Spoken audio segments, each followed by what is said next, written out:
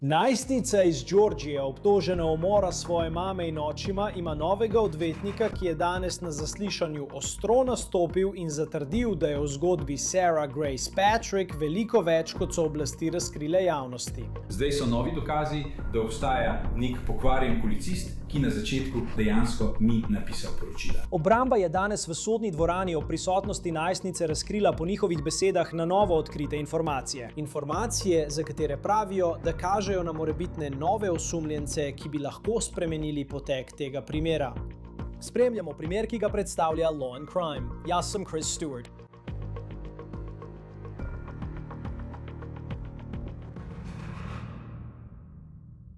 Sarah Grace Patrick je v zaporu približno 1 leto. Bila je aretirana in obtožena umorov svoje mame in očima julija 2025.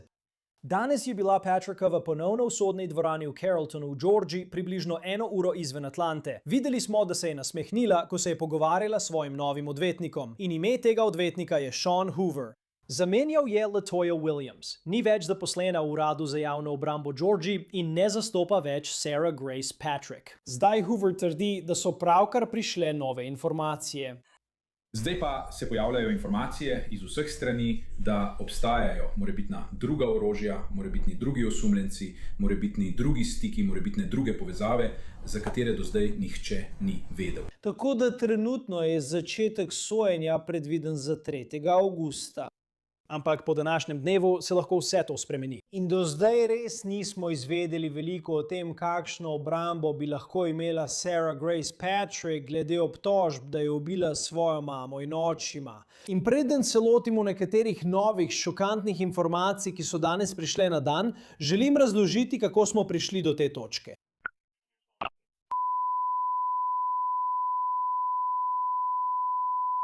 Izvolite, Willie Walker Road, prijava srčnega zastoja. 20. februarja 2025 na številko 911 prejmejo klic. Gre za prijavo srčnega zastoja. Prijava srčnega zastoja. Trditve o nas, ter da sta mati in očim. Sta mrza na otip. Menijo, da je za oživljanje prepozno. V njuni bližini ne vidijo ničesar sumljivega. Policija je na poti k vam. Nismo slišali klica na številko 911, ki je bil opravljen iz doma Jamesa in Kristen Brock, vemo pa, da je klicateljica bila 17-letna Sarah Grace Patrick. Domnevno je policiji povedala, da je njena 6-letna sestra našla njune starše ustreljene v spalnici. Dispatcher je povedal, da je klicateljica Sarah Grace Patrick izjavila, da sta bila Brockova na otip mrzla in da ni opazila ničesar sumljivega v njuni bližini. O tem primeru smo obširno poročali že od aretacije Sarah Grace Patrick lani. Če želite videti naše prejšnje poročanje in intervjuje z nekaterimi pomembnimi osebami v tej zgodbi, lahko obiščete dosje primera Sarah Grace Patrick, ki je na voljo v aplikaciji Law and Crime Plus. Vrnimo se torej na tisti dan, 20. februar. Namestniki šerifa iz okrožja Carroll pridejo na kraj dogodka in odkrijejo, da sta bila zakonca Brock ustreljena v svoji posteli. Namestniki pravijo, da so izvedli nepopustljivo preiskavo, ki je trajala več mesecev. In medtem ko je preiskava potekala, je bila Sarah Grace Patrick zelo dejavna na družbenih omrežjih, kjer je na TikToku objavljala o žalovanju, kot v tej objavi. Govorila je tudi na spominski slovesnosti za svoje starše v njihovi cerkvi. Samo posloviti sem se želela od mame in Jamesa, saj še nismo imeli priložnosti za to. Zdaj, ta govor je bil predmet razprav med preiskovalci in družino Patrick ter tistimi, ki so stali ob strani Sarah Grace. In nikoli jih ne jemljite kot samoumevne, ne glede na kogarkoli ali karkoli. Ljubite jih z vsem, kar imate, in dovolite jim, da to sprejmejo. In nazadnje, moje mnenje o tem, da ljudi ne smemo jemati kot samoumevne. Želim se zahvaliti svoji družini, znani tudi kot moja gosenica, svojim starim staršem, svojim sorojencem, ker so mi pomagali prebroditi mojo najhujšo nočno muro. In ne nazadnje se želim zahvaliti Saši, Bri, Necu, Miku, Kimberly, Hejsu, Kipu Bowlingu, Kati in predvsem svojemu očetu ter Jennyju Bennettu za to, da so toliko pomenili. Jenny in nama bi se vam tudi zahvalili. Rada vas imam. In tudi jaz. In tudi ona dva. Oprostite. Zdaj, v tem govoru ste slišali, da je Sarah Grace Patrick naštela skupino ljudi, ki se jim želi zahvaliti. In potem na koncu reče, oprostite. Preiskovalci so to opravičilo označili kot rdečo zastavico. Menijo, da je samo igrala. V tem primeru več mesecev ni bilo aretacij, vse do lanskega julija, ko so oblasti okrožja Carroll sklicale novinarsko konferenco. Danes lahko potrdimo, da je bila v tem primeru izvedena aretacija. 17-letna hči Kristen Brock, Sarah Grace Patrick, je bila pridržana in obtožena 2 umorov ter 2 obtožb hudega napada. Organi pregona so povedali, da obstaja, citiram, gora dokazov, ki dokazujejo, da je Sarah Grace Patrick ubila svojo mamo in očima. A še danes v resnici ne vemo, iz česa je ta gora sestavljena. Če pravijo, da imajo goro dokazov, je bila tista mapa precej tanka.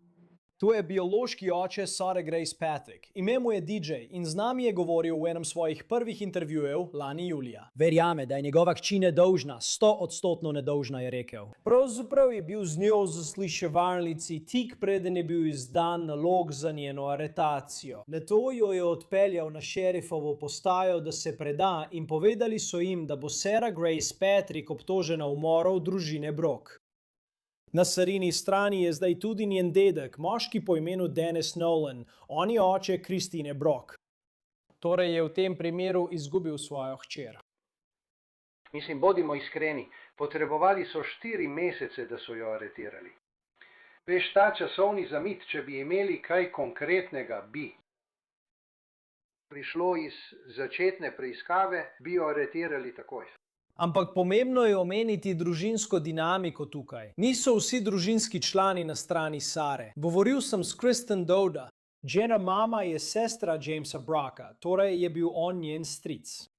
In Kristen je javno povedala, da je imel njen stric povsem drugačno mnenje o Sari Grace Patrick.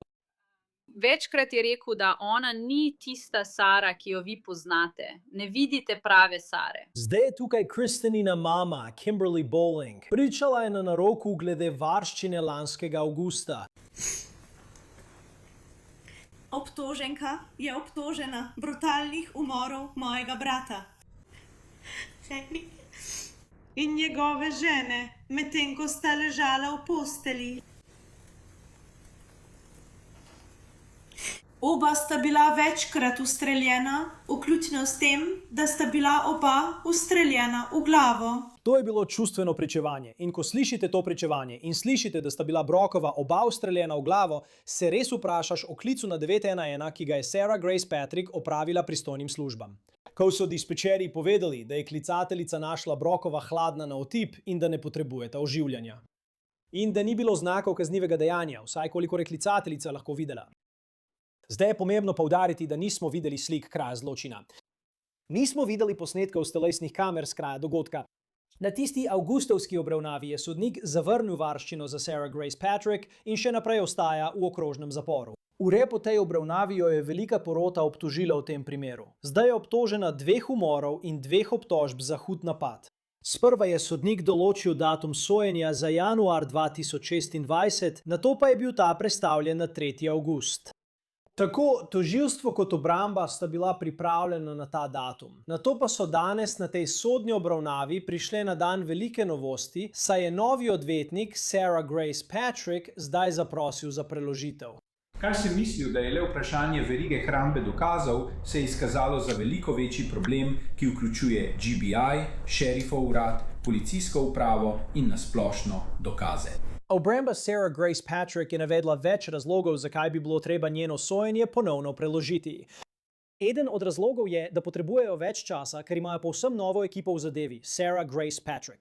Toda Hoover, odvetnik, tudi pravi, da so bili v zadnjem tednu odkriti novi dokazi. Pravi, da je povezano s policistom, ki se je odzval na kraj dogodka tistega dne, februarja 2025.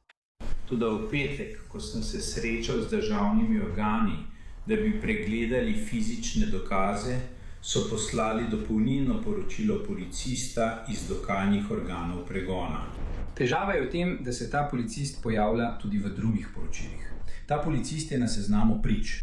Toda glede na informacije, ki smo jih prijeli in informacije, ki jih je imela gospa Williams, ta policist v poročilu dejansko ni storil ničesar, bil je samo prisoten. Zdaj ugotovimo, da ta policist ni napisal poročila. Vendar je šel prejšnji teden na tožilstvo in rekel, veste kaj. No in prepričan sem, da me lahko popravijo, če se motim. Kolikor jaz razumem, je imel ta policist občutek, da je bila pištola, ki je bila morda uporabljena pri streljanju, zastavljena s strani določene osebe, katere imena nismo nikoli izvedeli. Dobili smo vsako posamezno opombo od tožilstva in ta policistov občutek je pripeljal do tega, da je pištola prišla do druge osebe, policist je pištolo testiral in jo nato vrnil tej drugi osebi. Nismo imeli pojma, da ti dve osebi sploh obstajata. Nismo vedeli, da je ta test sploh obstajal. Nismo vedeli, da obstaja še ena možna pištola. Nismo imeli pojma, da je obstajal kakršenkoli sum. Nimamo pojma, kako je policist prišel do tega zaključka. Pomembno je poudariti, da je to prvič, da smo sploh slišali karkoli o domnevnem morilskem orožju v tem primeru. Ko so vprašali organe pregona, ali imajo morilsko orožje, na to vprašanje niso želeli odgovoriti. Danes pa obramba pravi, da je bila pištola del preiskave.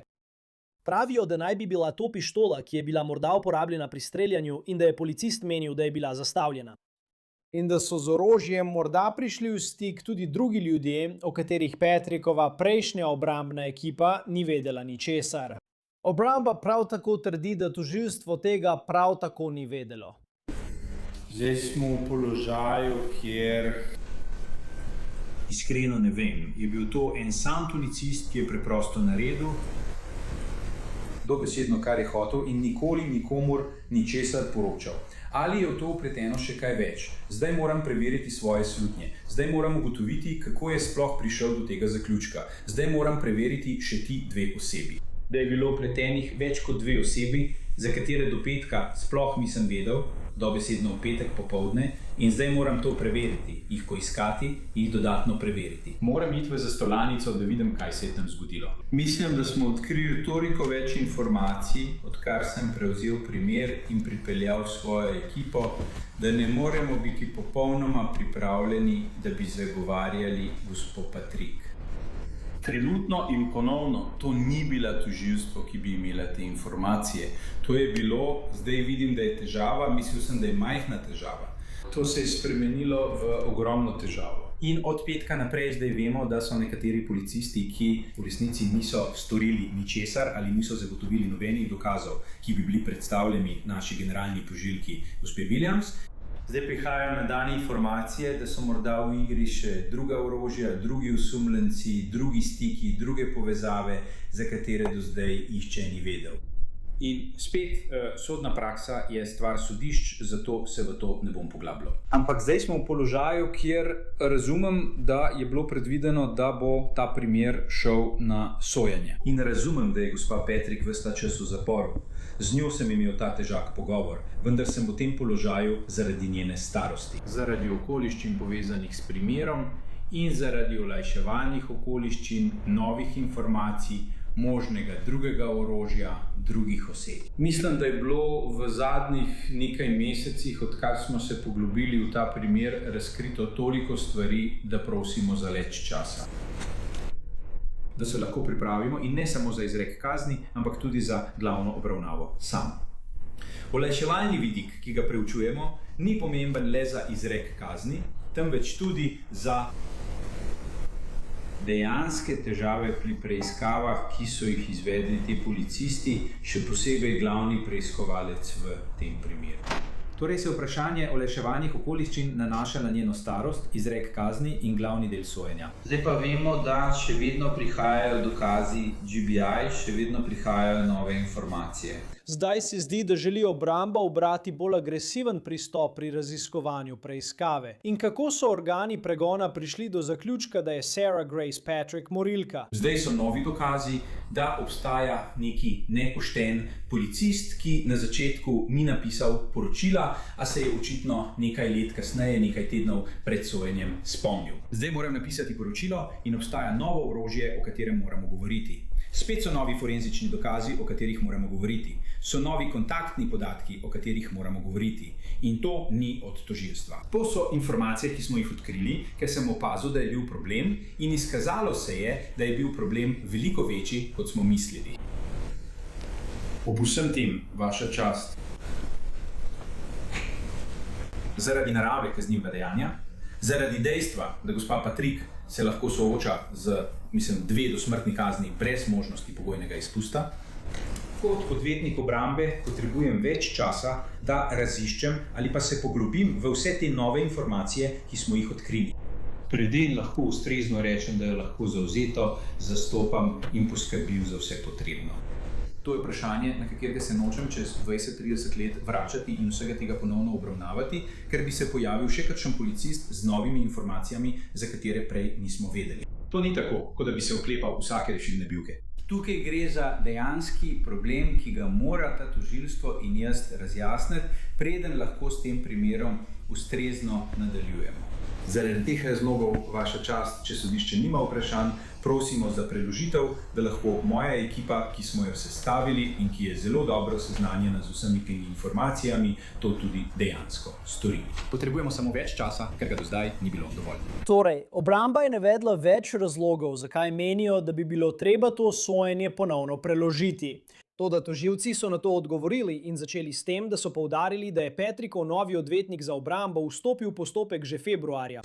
Najprej v bistvu v istem vrstnem redu, kot jih je obravnaval odvetnik obrambe. Rekel je, da so sestavili novo ekipo posebej za obravnavo olajševalnih okoliščin oziroma za vprašanja, ki se nanašajo na dokumentacijo D-Box. To bomo podrobneje razložili čez nekaj trenutkov. Najprej so sestavili svojo novo ekipo in želijo zamenjati svojega izvedenca, vendar to počnejo šele junija. Februarja tega niso zahtevali, marca tega niso zahtevali, aprila tega niso zahtevali, maja tega niso zahtevali in še globoko v juniju tega niso zahtevali. Tukaj smo, tik pred začetkom sojenja in zdaj želijo zamenjati svojega izvedenca. Če bi to želeli storiti, bi to lahko storili že prej. Prejšnja odvetnica v tej zadevi, gospa Williams, je o prevzemu primera zelo hitro najela dr. Šeferja in še vedno niso dobili poročila 6 mesecev. Ne zaradi omankanja truda obrambnega odvetnika, da bi to pridobil. Preprosto dr. Šefer tega ni predal. Razumem, zakaj želijo zamenjati svojega izvedenca.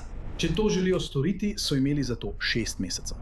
Po mojem štetju imajo še vedno 20 dni do izbire porote, so še 3 tedni. Še vedno so znotraj 10-dnevnega roka za državo. Lahko to brez težav storijo. Kar se tiče defect zapisov, ki smo jih omenili, smo te defect zapise dobili pred nekaj tedni. V večini so podvojeni z že predanimi dokumenti. Pomemben del teh dokumentov, ki se nanašajo na obtoženko in njeno zgodovino, je bil že predan, že pregledan s strani dr. Šeferja, že pregledan s strani strokovnjaka države, ki smo ga za to najeli februarja. To je nekaj, kar bi lahko storili. Preprosto so se odločili, da tega ne bodo storili. Obramba je prav tako izrazila zaskrbljenost glede vprašanj izreka kazni za Patricijo, ki niso bila obravnavana v povezavi z njeno starostjo. Stara je bila 16 let v času smrti svojih staršev. Če je to resnično vprašanje za izrek kazni, bi lahko bila razsodba, ki bi bila ugodna za državo, dosežena morda avgusta ali septembra ali kasneje. Če bi bilo to potrebno, lahko sodišče vedno preloži izrek kazni na kasnejši čas, da bi lahko obramba raziskala ta vprašanja glede izreka kazni. Obstajajo tudi druge možnosti poleg prekinitve sojenja. Tukaj je, kaj je tožilec povedal glede skrbi obrambe, glede dokazov v tem primeru. To je, kar pravi o strelnem orožju, ki naj bi bila preizkušena v tem primeru. In po njegovih besedah naj to ne bi bilo morilsko orožje. Drugič, kar zadeva še namtajajoče dokaze iz GBI, je šlo v bistvu za zahtevo po uporabi, bom izraz, ki sem ga že omenil, tistih postopkih testiranja dokumentacij, ki jo izvajalci testiranja pripravijo med svojim postopkom. Obramba tega ni zahtevala februarja, niti marca, aprila ali maja. Zahtevali so to sredi junija. Na teh stvareh se zdaj dela, vendar smo imeli 6 mesecev časa, da jim te dokumente predamo, pa jih niso zahtevali in zdaj bo država pomagala, da bodo ti dokumenti prišli v njihove roke, tudi sam bi jih rad videl. Niso nujni za primer tožilstva, vendar bi jih tudi sam rad videl. Delamo na tem, da jim jih zagotovimo. Kar zadeva še manjkajoče dokaze v zvezi s tistim dodatkom, ki je bil predan v petek, tukaj nimamo nobenega samovoljnega policista. Cenim pretiravanje zagovornika, vendar nimamo policista, ki bi deloval na lastno pest. Imeli smo policista, ki je preizkusil strelno orožje v zvezi s tem primerom ali katerimkoli primerom, če sem iskren. To ni bilo strelno orožje uporabljeno v tem primeru. Preizkusili so ga, preverili so, da ga ni bilo. Opravili so vse ustrezne postopke testiranja za to orožje. Ni povezano s tem primerom. Več kosov strelnega orožja je bilo preizkušanih v zvezi s tem primerom. Nobeno od njih ni orožje, o katerem govorimo. To je le eno izmed tistih, za katera obramba pred petkom ni vedela. To je popolnoma enako kot vsa druga strelna orožja, ki jih imamo. Morda bosta dve novi sledi, ki jih bo treba raziskati, vendar gre za uslužbenca organov pregona. Tukaj bosta. Tožilstvo jih lahko pokliče za navzkrižno zaslišanje, če ne jih lahko obramba pokliče svojo pooblastilom za pozivanje prič v okviru svojega glavnega dokaznega postopka. Nič ni takega, kar bi zahtevalo dodaten čas. Pravilo tukaj je 10-dnevni rok. Trenutno nas od tega loči 21 dni. Menimo, da ni pravne podlage, da bi država zahtevala preložitev te zadeve. Dejstveno menimo, da ni potrebe, da bi sodišče to zadevo preložilo. Menimo, da potrebe pravičnosti ne zahtevajo preložitve te zadeve. Namesto tega menimo, da mora biti ta primer obravnavan na sojenju 3. avgusta. Mislim, da je to zgolj iz previdnosti, čeprav jaz pravilo poznam, ga morda nekateri ne, omenili ste 10 dni. In da smo 21 dni pred tem, vem, kaj to pomeni. Ja, razložite. Pravila o razkritju v Georgiji zahtevajo, da morajo biti vse informacije strani države predane obrambnemu odvetniku 10 dni pred sojenjem. Od danes nas do tega loči 21 dni. To vključuje delovne dni in vikende, torej imamo še precej časa, da jim stvari predamo. Morda bo prišlo še kaj več. In to lahko ponazorim z nečim, kar je bilo omenjeno v dopisu nasprotnega odvetnika. Pravkar so prejeli klice toženke, medtem ko je bila v Lisicah. Te bom predal ob 10. uri zjutraj. Spet, vse od 1. julija do tiste 10. ure zjutraj. Toda stvari ne morem predati, dokler jih nimam. Tako jih ne bodo dobili prej. Kolikor bi jim rad dal klice, ki jih bo opravila naslednji teden, ne morem predati dokumentacije, ki je nimamo. Nato je obramba ponovno dobila priložnost za besedo in so nasprotovali tožilčevim trditvam, da testirano orožje ni bilo tisto, ki je bilo uporabljeno pri umorih. To je problem. Dobivamo dokaze, ki jih prej nismo imeli.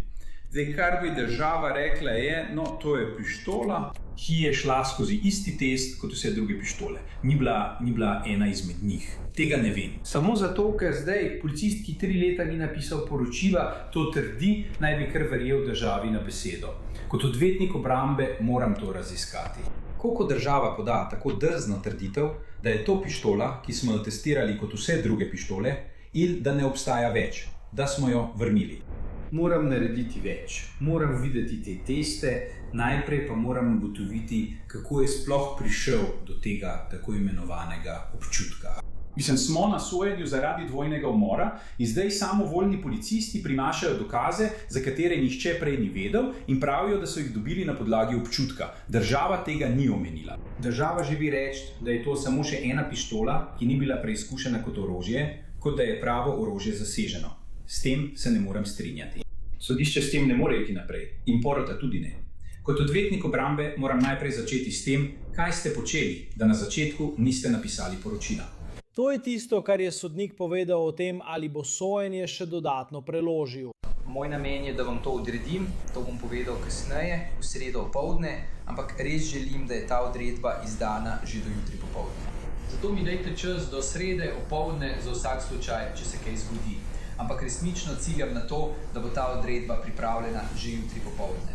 Torej, verjetno v torek ali sredo ta teden bo sodnik odločil, ali bo ta primer ponovno preložen, ali pa bo Sarah Grace Patrick naslednji mesec stopila pred sodišče zaradi umorov svoje mame in očima. To je vse za oddajo Na primeru, ki jo predstavlja Law & Crime. Naročite se lahko na nas na YouTubeu in Spotifyju, zdaj pa nas lahko spremljate tudi na Peacocku. Sem Chris Stewart, se vidimo naslednjič.